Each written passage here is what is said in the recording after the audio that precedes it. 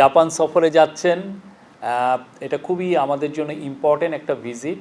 উনি সেখানে নিকেই ফোরাম আছে, যেখানে এশিয়ার টপ লিডাররা আসেন, সেখানে এক ধরনের কনক্লেভ হয়, সেখানে উনি কথা বলবেন।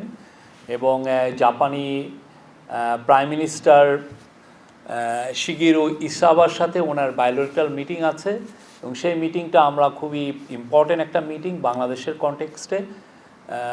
এই মিটিংয়ের পর এছাড়াও অনেকগুলো উনি সিনিয়র জাপানিজ পলিটিশিয়ান অফিসিয়ালস তাদের সাথে কথা বলবেন।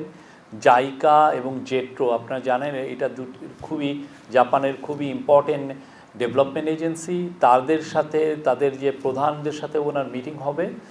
এবং এছাড়া উনি দুইটা খুবই ইম্পর্টেন্ট সেমিনারে অ্যাটেন্ড করবেন, ওইখানে কথা বলবেন। একটা হচ্ছে যে হিউম্যান রিসোর্সের উপরে একটা সেমিনার হবে, সেটার উপরে পুরোটাই ফোকাস হচ্ছে যে জাপানে কিভাবে বাংলাদেশি ম্যান পাওয়ার আরও স্কিল ম্যান পাওয়ার পাঠানো যায়।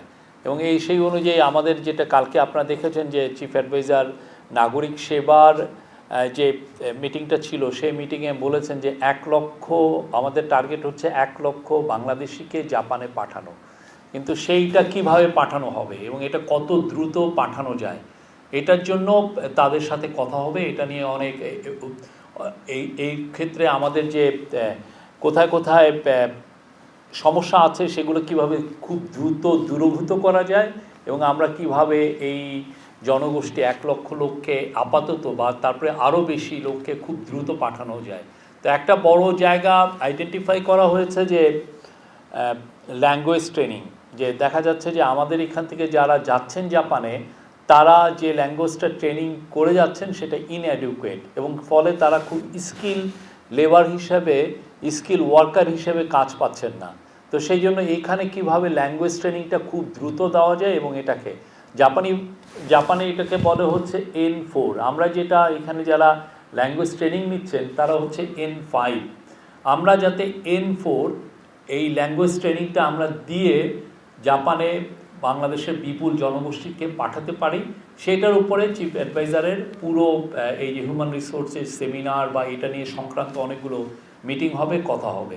এটা খুবই মানে এটা একটা ওনার প্রায়োরিটি এরিয়া। এই জায়গাটা উনি স্ট্রেস দিয়েছেন যে এই জায়গাটা এক্সপ্লোর করা এবং কীভাবে। এবং অনেক ক্ষেত্রে দেখা যাচ্ছে যে এটার জন্য উনি একটা অলরেডি টাস্ক ফোর্স করেছেন, এই টাস্ক ফোর্সটা কাজ করছে। এবং সেক্ষেত্রে একটা জিনিস আইডেন্টিফাই করা হয়েছে যে আমাদের জাপানিজ ল্যাঙ্গুয়েজ ট্রেনার অত বেশি নাই, যে হঠাৎ করে আমি যে স্কেলটা বাড়াবো, যে খুব দ্রুত 1 লক্ষ লোককে ল্যাঙ্গুয়েজ ট্রেনিং দিয়ে যে পাঠানো, এই ট্রেনার আমাদের নাই। তো ট্রেনার কি বাইরের থেকে আনা লাগবে কিনা, বা জাপান আরও ট্রেনার পাঠাবে কিনা, বা আমাদের আশেপাশের দেশ কিছুটা আমরা দেখেছি যে নেপালে বেশ কিছু ভালো ট্রেনার আছে, তো আশেপাশের দেশ থেকে আমরা আনবো কিনা, বা এটাকে কিভাবে স্কেল আপ করা যায়, সেই বিষয়টা ওনার এই ট্যুরে খুবই বড় রকমের এমফাসিস পাবে।